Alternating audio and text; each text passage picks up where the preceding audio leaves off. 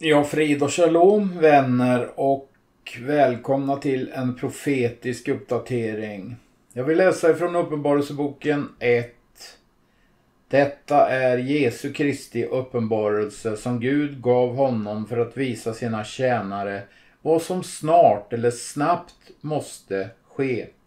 Han gjorde det känt genom att sända sin ängel till sin tjänare Johannes, som har vittnat om Guds ord och Jesu Kristi vittnesbörd, allt vad han själv har sett. Salig är den som läser upp, och saliga är det som lyssnar till profetians ord och tar vara på det som är skrivet här i. Ty tiden är nära. Där står det kairos, vilket betyder att det är en speciell tidpunkt i Guds rådslut när historien kommer alltså att avslutas med händelser på jorden som går väldigt fort. Och meningen med det här uppenbarelseboken är ju att hans tjänare skall förstå budskapet, göra sig i ordning för att möta Gud. Och då handlar det ju mycket om helgelse, rening, tvagning och luttring för att stå där klädda i den vita dräkten. Men det tycks inte som om de många så att säga har förstått det här budskapet, för då hade det nog sett annorlunda ut. Vi kommer att lyssna till lite klipp här, en video som är oerhört allvarlig och omskakande faktiskt, och vi ser och förstår att detta kommer att ske. Det som sägs i videon som kommer här. Men jag vill bara gå till andra Thessalonikerbrevets andra kapitel och läsa några verser. När det gäller vår Herre Jesu Kristi ankomst och hur vi ska samlas hos honom ber vi er syskon att inte så plötsligt tappa fattningen och bli skrämda vare sig av någon ande eller av något ord eller brev som påstås komma från oss och som går ut på att Herrens dag har kommit. Låt ingen bedra er på något sätt, ty först måste avfallet komma och laglöshetens människa, fördärvets son, öppet träda fram, motståndaren som förhäver sig över allt som kallas Gud eller heligt, så han sätter sig i Guds tempel och säger sig vara Gud. Kommer ni inte ihåg att jag sa detta när jag ännu var hos er? Nu vet ni vad som håller honom tillbaka, så att han kan träda fram först när hans bestämda tid kommer. Precis som vi läste, va? Och vi, jag och Elvor, tror ju definitivt att det handlar ju om både tidpunkten men också det som står i Daniel 12, 1-2, att det är ju faktiskt Mikael och hans änglar där som håller tillbaka. Så att tiden är inne. Vilket också uppenbarelseboken också visar. Redan är ju laglöshetens hemlighet verksam. Han som nu håller tillbaka måste endast först röjas ur vägen. Sedan skall den laglöse träda fram, men honom kommer Herren Jesus att döda med sin muns anda och förgöra när han visar sig vid sin ankomst. Parousia. Den laglöses parousia är ett verk av Satan och sker med stor kraft, med lögnens alla tecken och under och med all slags orättfärdighet som bedrar dem som går förlorade, eftersom de inte tog emot sanningen och älskade den så att de kunde bli frälsta. Precis det vi läste i uppenbarelseboken alltså. Därför sänder Gud en kraftig villfarelse över dem så att de tror på lögnen och blir dömda. Alla dessa som inte har trott på sanningen utan njutit av orättfärdigheten. Det är inte tid att njuta här nu i världen av orättfärdigheten, utan det är tid att vända sig till Gud. Det kommer en tid när det kommer att skaka allting, både himmel och jord, och vi ser ju början på det här. Men framförallt så ser vi ju, vem kan man tro på? Det ljugs ju överallt, och särskilt i media. Till och med vår egen SVT, som ska vara helt obunden och fri, ställer sig ju på den mörka sidan och rapporterar ju ensidigt för Hamas. Och det strider ju Elvor väldigt mycket för, just den där frågan i sina inlägg och så. Men det gör de ju rätt i. Vi ska ju stå upp för sanningen i den här tiden, och älska sanningen. Och när vi älskar sanningen så ställer sig Gud också bakom oss och försvarar oss, står det ju. Så Gud välsigna er, lyssna nu på de här klippen. Det här är jätteviktigt att vi förstår vad som är på gång och ske nu. Gud välsigna er. Amen. Warning, they're prepping for the Antichrist system. Right now, European Union leaders are preparing the continent, and really the entire world, for a system of digital tyranny. A system that's indistinguishable from what we read about in Revelation chapter 13. As I record this video, the European Union is debating legislation that would give the European Central Bank complete control over every financial transaction in the EU, and potentially far beyond its borders. So, what am I talking about? Let's start here. This is from Cointelegraph. It says, EU lawmakers skeptical of digital euro as the European Central Bank renews its pitch. We know the European Central Bank has been pushing hard for the rollout of a digital euro. They want this legislation passed by the end of October, and they want to begin rolling it out. No doubt about it. But it's being held up in debate. Why? We're going to look at why, and the power this would give the European Central Bank. The article says the ECB renewed its push to issue a digital euro, drawing pushback from EU lawmakers over privacy protections and potential risks to commercial banks. The problem people see is simple: you'd have no privacy. They would have insight into every single transaction you make. They'd also have the ability to program the currency. We've talked about this many times, how it could be used against you. Think social credit scores. Imagine they don't like a post you made on social media. Suddenly, you can't spend your money where or how you want. And here's something hardly anyone is talking about: the way this system is designed. It could destroy not just the European banking system, but potentially the entire global banking system. We'll talk more about why that is as we go through this, because that's the key.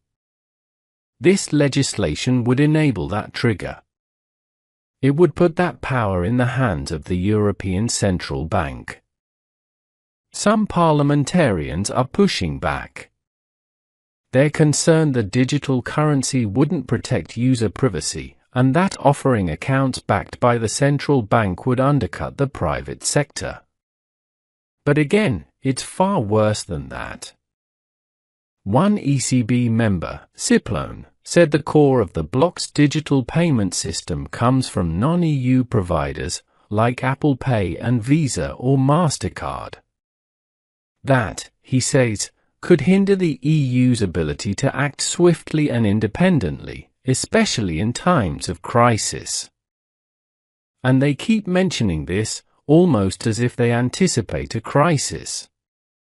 And they do. Because they intend to start one, as we'll see.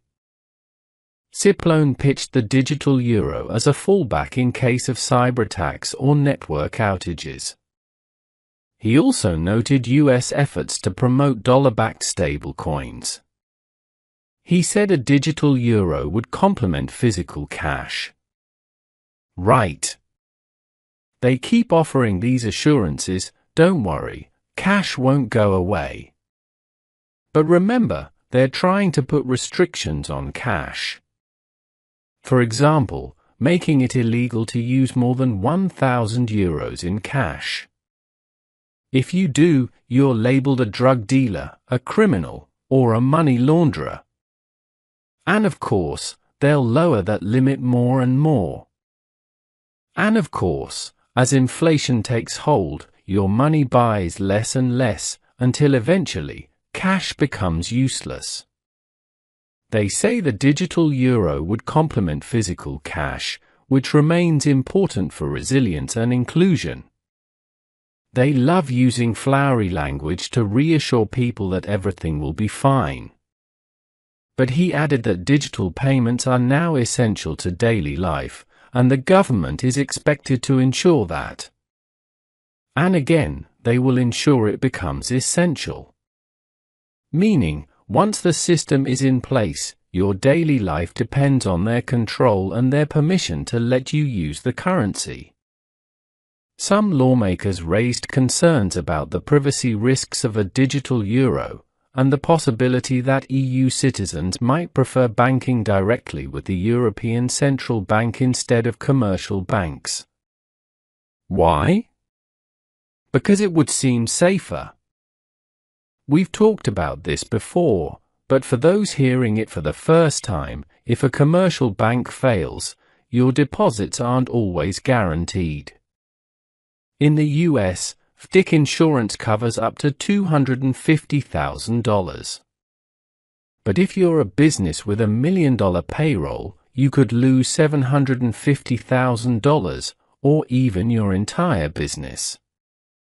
With the digital euro, the European Central Bank, the sole issuer of euros, would offer direct accounts to the public. That means you wouldn't need to worry about bank failures, because the central bank can simply create euros to cover your balance. So if a private bank fails, you might lose your money. But with the central bank, that risk disappears. How many businesses and individuals will move all their cash there? On privacy, ECB board member Piero Cipollone claimed the central bank will not know anything about the pair or the pay. Do you believe that? They're limiting cash because criminals use it, but they're building a digital system that tracks every transaction in real time, 24/7. And yet they say they won't take advantage of that data. If you believe that, I've got a bridge to sell you. They also claim the offline version of the digital euro will protect privacy just like cash. Again, complete lies. Pierre Pimpy, from the Eurosceptic Patriots for Europe group, warned that private bank accounts could be entered under the right conditions due to the digital euro. He criticized the ECB's control over account caps, arguing that the bank could and should be expected to raise those limits during a crisis. They're now debating something called digital euro holding limits. So what that means is, because of what we just talked about, since it's safer to keep your cash with the European Central Bank, they don't want everyone moving their accounts there. That would drain the deposit accounts of the commercial banking system, which could cause it to collapse. So they're thinking, let's put in a holding limit, a maximum of 3,000 euros. But they've already said they want people transacting with this system. They want control over the monetary policy of the European Union. And the only way to do that is if it's widely used. But it can't be widely used if you impose low holding limits.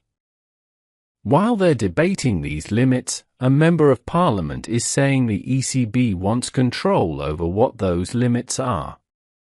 Meaning, in a crisis, which they could trigger, they could raise the holding limit under this legislation. Right now, at €3,000, ING estimates that 9% of all deposits in Europe would flee the banking system. That's enough to cause a crisis. Then they could say, wow, there are runs on the banks, people are afraid of losing their life savings, so we're going to eliminate those holding limits. And the moment they do that, all those cash deposits would move into the European Central Bank in the form of digital euros, collapsing the European banking system and giving the ECB complete control over all its citizens and every transaction made in digital euros. This is the central bank digital currency everyone's been talking about. Everyone's been concerned about it. And it could be implemented just like that, in the midst of a crisis, automatically, with people lining up to sign up for it. Not because they're convinced, but out of self-preservation, to protect their life savings or their businesses. They're incentivized to do this under the system being put in place. Cipollone said the central bank's cap would be set, quote, on the basis of rigorous analysis. So don't worry, they're doing rigorous analysis. You know, it's only going to be what it has to be, right? Do you really believe this, guys? They're just lying to get this power. He said, and added, that if corporations and wealthy individuals perceive a crisis in Europe, it would take them mere seconds to buy a stable coin denominated in another currency. At that point, the digital euro would be the least of our problems, he added. And he's actually right about that. There's a race underway. We already know about the arms race, military competition in AI, quantum computing, molecular manufacturing, swarm technology, and battlefield dominance.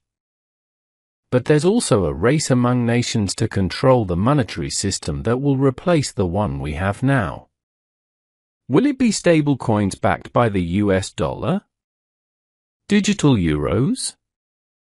Digital pounds? Digital yuan? Each nation is preparing for this shift, knowing it's inevitable. Cipollone said the European Central Bank is working under the assumption that digital euro legislation will be in place by the second quarter of 2026, that means June. 3 EU institutions must approve the digital euro: the Parliament, where the debate is happening now, the European Commission, expected to rubber stamp it, and the European Council, also expected to rubber stamp it. Talks could take months, especially with Parliament. But once the law passes, possibly by mid-2026, the ECB will begin building and testing the infrastructure, which could take up to 3 years. That puts a potential launch around 2029, assuming no delays. But do you really believe that? They've been testing this for years. The infrastructure is already in place. All they need is enabling legislation. Once that's in place, the crisis could begin. Let's look at this article from Benzinga. It says, the European Central Bank's digital euro hits a political wall, and that could be bad news for your privacy. This section, which few are talking about, is titled, The Banking Industry Disruption No One Wants to Talk About. They say the core problem isn't technical. It's not about 3 years of infrastructure, they've already figured that out. The real concern is existential, it threatens traditional banking. It could destroy the European banking system. Up to a quarter of the world's systemically important banks, those whose failure could trigger a global financial crisis, are located in the European Union. If this legislation passes and triggers a run on those banks, it could collapse the global banking system and push citizens toward central bank digital currencies. The article says, the EU Parliament worries that a risk-free digital euro account could drain deposits from commercial banks, even with individual account caps. Pierre Pimpy, a lawmaker from the right-wing Patriots for Europe group, right-wing because he supports liberty and freedom, cut straight to the issue. He said, "Isn't it a problem that we don't really have control over the ceiling?" He was referring to the holding limit. The European Central Bank could raise that limit, or remove it entirely, which could trigger the collapse of the European banking system and the global financial system, forcing everyone in Europe to move their money to the ECB.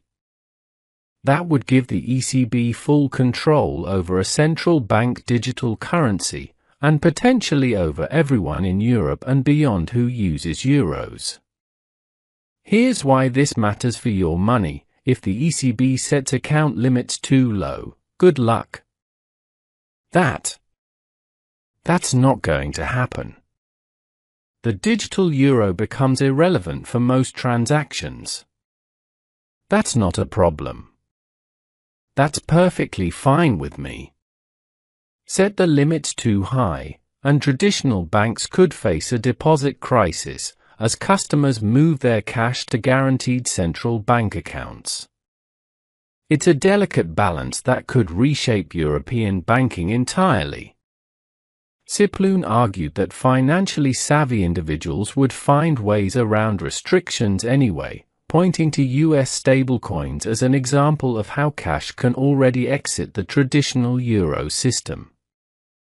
But this response highlights another concern. The digital euro is being designed not partly, but entirely as a defensive move against American financial dominance, and as an offensive move for European Union financial dominance. That's exactly what this is about. It's about power and control. It's not about financial inclusion or giving people options, all those other things they talk about. The propagandists are out in full force.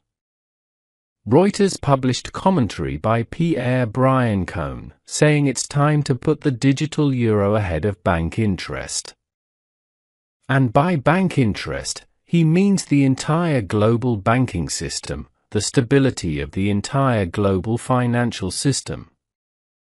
So it's time to put his friend's power and control ahead of your freedom and liberty. That's essentially what he's arguing for. He says the European Central Bank feels challenged in its role as architect of Eurozone monetary policy. Oh no, they feel challenged.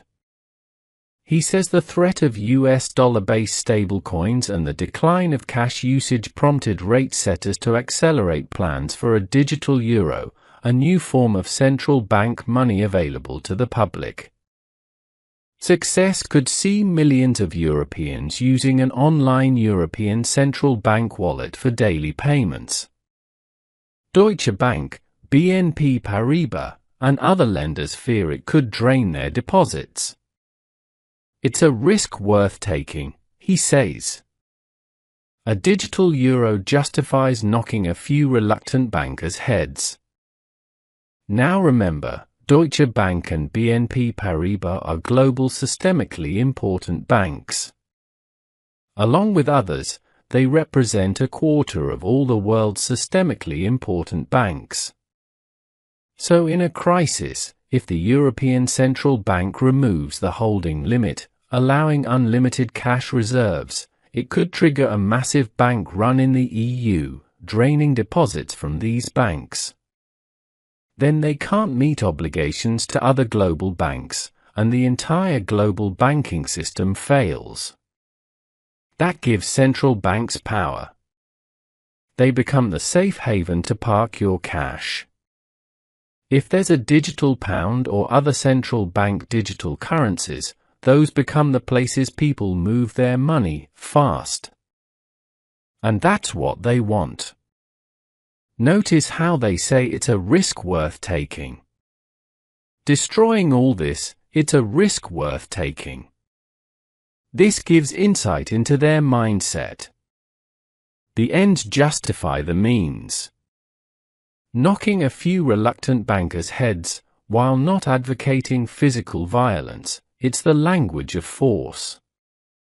We want our way. We'll do what we have to do. If that means destroying others in our path, we will do that. The European Central Bank is on track to greenlight its design by the end of this year. After that, it falls to the European Parliament and Eurozone governments to provide a legal and regulatory framework. So it's not a matter of infrastructure, it's a matter of legal authority. He says the best option would be to disconnect the digital euro from bank accounts. If that ship has already sailed, then at least double the holding limit to twice Europe's average monthly wage, or €6,000. ING has studied this. At a €3,000 holding limit, they estimate 9% of all bank deposits in the European banking system would be withdrawn. Think about that, almost a tenth. At €5,000, it's 12%. They didn't even study €6,000. So we're looking at 12% of all deposits fleeing the banking system. That would trigger a crisis. Some banks would fail, or teeter on the edge. That panic would cause a run on the banks. Then the European Central Bank might say, due to citizen demand, we need to eliminate the €6,000 limit and make it unlimited, so people can preserve their life savings. And once they do that, nearly 100% of deposits flee commercial banks and go straight to the ECB. That crushes the banking system as we know it. A bailout program would follow, giving authorities control over the banking sector. No doubt about it, they want power and control over individuals. He even says it, another option is to let citizens hold as much as they want. In other words, lift the limit entirely. That would destroy the European banking system. And since a quarter of the world's systemically important banks are in Europe, it could destroy the global banking system. All because this guy and his friends want power and control. He says, a tiered system would then slap negative interest rates above a certain level to avoid massive leakage of bank deposits. That's their thinking. They'd implement negative interest rates on people holding digital euros with the ECB. In other words, they'd take your cash to incentivize the behavior they want. And you'd have no recourse, because they control the system. A botched launch of the digital euro would compromise the ECB's control of monetary policy and delay the modernization of Europe's payment systems. The central bank must make its electronic cash project widely attractive, even at the cost of hurting a few banks. And they'll frame it as hurting a few wealthy bankers. Some people will nod and say, I don't care about those bankers. But the cost could be the destruction of the global financial system. A crisis. Your job. Your business. Gone. The complete mercy of those in government who are rolling out these digital, tyrannical systems, not just in the EU, but across the globe, is vanishing. Today, 98% of the world's GDP is located in regions where central bank digital currencies are being explored, piloted, or actively rolled out.